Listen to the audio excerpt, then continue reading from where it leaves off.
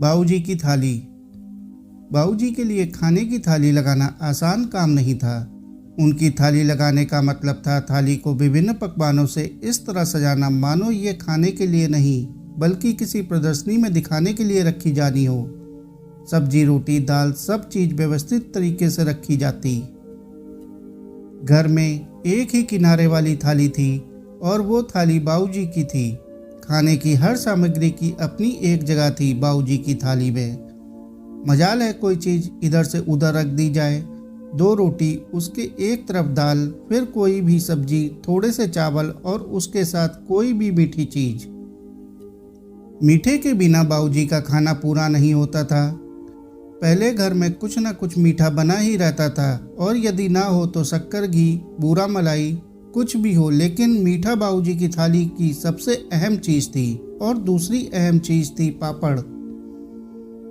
पापड़ का स्थान रोटी के ठीक बगल में होता था, जो कि लंबे समय तक नहीं बदला। बस घर के बने पापड़ की जगह बाजार के पापड़ ने ले ली थी। अचार का बाबूजी को शौक नहीं था। हाँ, कभी कभार धनिया पुदीने की चटनी जरूर ले लिया करते थे। दही बाबूजी को पसंद नहीं थी, लेकिन रायता तो उनकी जान थी। फिर चाहे वह बूंदी का हो या घिये का, और रायता थाली में पापड़ के ठीक साथ विराजमान रहता था। मणि को तो शुरू में बहुत दिक्कतें आईं। काफ़ी समय तक तो नई बहू को यह जिम्मेदारी दी ही नहीं गई, लेकिन फिर जब जब सासू माँ बीमार रहती थी या घर पर नहीं होती थी तो बाबूजी को खाना खिलाने की जिम्मेदारी मणि पर आ जाती। खाना बनाने में तो मणि ने महारत हासिल कर रखी थी, लेकिन बाबूजी के लिए खाने की थाली लगाने में उसके पसीने छूटने लगते। कभी कुछ भूल जाती तो कभी कुछ, और कभी कभी तो हड़बड़ाहट में कुछ न कुछ गिरा ही देती। एक बार तो थाली लगाकर जैसे तैसे बाबूजी के सामने रखी। बाबूजी कुछ सेकंड थाली को देखते रहे, फिर समझ गए कि आज उनकी धर्मपत्नी घर पर नहीं है। फिर चुपचाप खाना खाकर चले गए। माँ जी, यह कैसी आदत डाल रखी है आपने बाबूजी को। इतना समय खाना बनाने में नहीं लगता जितना समय उनकी थाली लगाने में लगता है। उस दिन झल्ला सी गई थी मणि। मैं क्यों आदत डालूंगी, मैं तो खुद इतने साल से इनकी इस आदत को झेल रही हूँ। सासू माँ ने मुस्कुराकर जवाब दिया, तो बाबूजी हमेशा ऐसे थे? हाँ, बचपन से ही 7 भाई बहनों में सबसे छोटे थे। माँ के लाडले थे।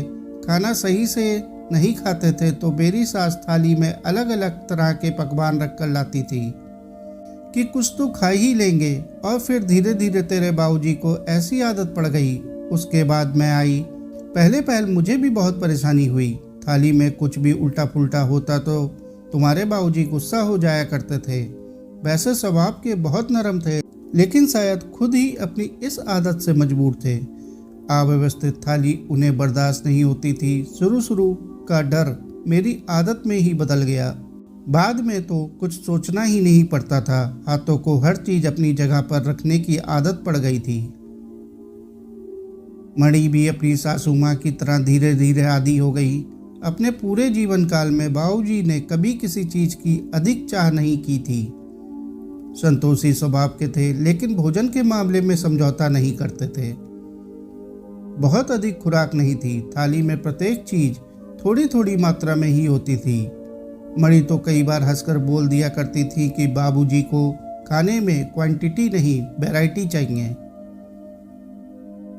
बचपन में बेटे के प्रति लाड़ दिखाती माँ से लेकर बुढ़ापे में अपनी जिम्मेदारी निभाती बहू तक के सफर ने थाली के अस्तित्व को बरकरार रखा।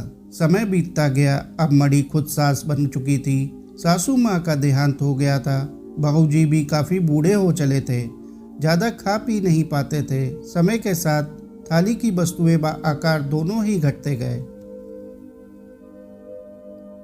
अपने अंतिम दिनों में अक्सर बाबूजी भाव विह्वल होकर मणि के सिर पर हाथ रखकर बोल पड़ते थे कि अब मेरी आत्मा तृप्त हो चुकी है। बाबूजी का स्वर्गवास हुए 5 साल हो गए थे। आज भी श्राद्ध पक्ष की अमावस्या पर उनके लिए थाली लगाई जाती है, जिसमें पहले की तरह सभी चीजें व्यवस्थित तरीके से होती हैं। बाबूजी की आत्मा का तो पता नहीं, लेकिन मणि का मन जरूर तृप्त हो जाया करता है। साथियों, कहानी को अंत तक सुनने के लिए आपका बहुत बहुत शुक्रिया। कहानी अच्छी लगी हो तो कहानी को लाइक और चैनल को सब्सक्राइब कर लीजिए। धन्यवाद।